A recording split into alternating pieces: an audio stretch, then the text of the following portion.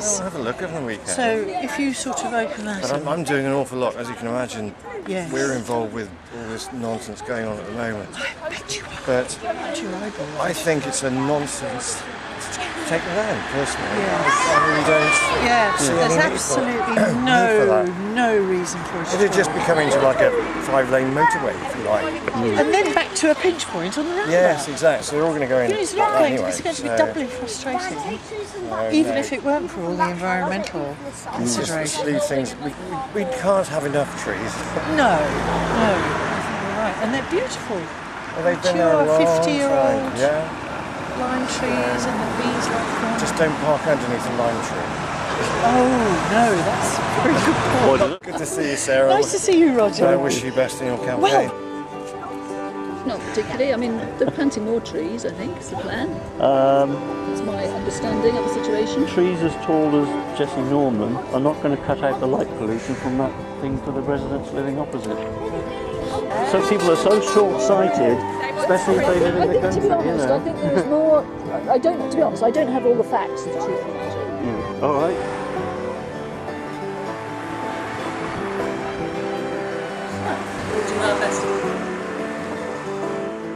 So if you could start by telling me your full name.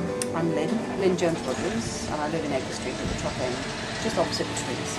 Okay, and how do you feel at the moment now that you found out they are going to be ploughing ahead with these, with the removal of the trees? Sick as a pig, really, but I've listened to all the arguments, and I can see what they're trying to do. And I've got a promise, and it's written in the minutes, that whatever tree they take down, they're going to reinstate another lime tree, quite a large size.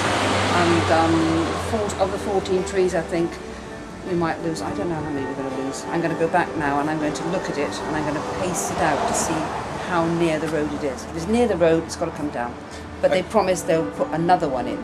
Okay, I've just been speaking to the council. They say that they are doing, or they're going to be going above and beyond in a way to try and get it back to normal afterwards. Yeah. How do you feel about that? Well, that's good. They've listened to us for once. But I mean, it's been a bit of a push, hasn't it? It's taken us ages to get to here. And if they'd done a job properly to start with, if instead of doing the new, the old market development right up to the edge, if they'd have taken another 15 feet in, we wouldn't be having this argument. The trees would be saved. There'd be enough room for pavements and roads and everything. It was just bad planning to start with. The core plan, or whatever they call it, was wrong. I don't understand how anyone could not know that there'd be another road going round there. Okay, John, so pretty much the same question. Can I just ask how you feel after this meeting? How are you feeling right now? Still quite disgusted, actually, and I think from the amount of division in the meeting which I'm hearing about, I think we need to keep the pressure on, because people are getting, hot under the collar between the Highways Agency and the council. A house divided can't stand. And so, what do you think the impact of the removal of these trees is going to be for the area?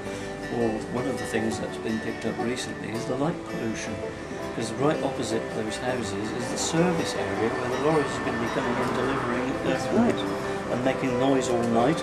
The trees help to cut down the light and the sound, so it just beggars belief. And actually, this business of like for like trees, you're never going to quite replace a mature tree with one that's 6 metres high or something like that. The initial one, I am pleased about this has increased, because the initial one was 2 metres, which is about the height of Jesse Norman. And he, with the best will in the world, he can't cut out the light and the sound. I've just had a meeting with them. I was told that it's all part of a bigger scheme, basically, and that this is one piece of a much larger jigsaw. How do you feel about that? Well, it was a jigsaw that none of us ever wanted in the first place, and we weren't consulted really about that either. We have a very secretive and undemocratic cabinet in this council. As I said on the website, I think if this goes ahead, there'll be a few heads rolling in 2 years' time when the elections come up. Council, more than to give Jesse Norman his due, he has actually stood up and spoken publicly for the trees. So our beef isn't with him really, but that council cabinet is a disgrace to democracy.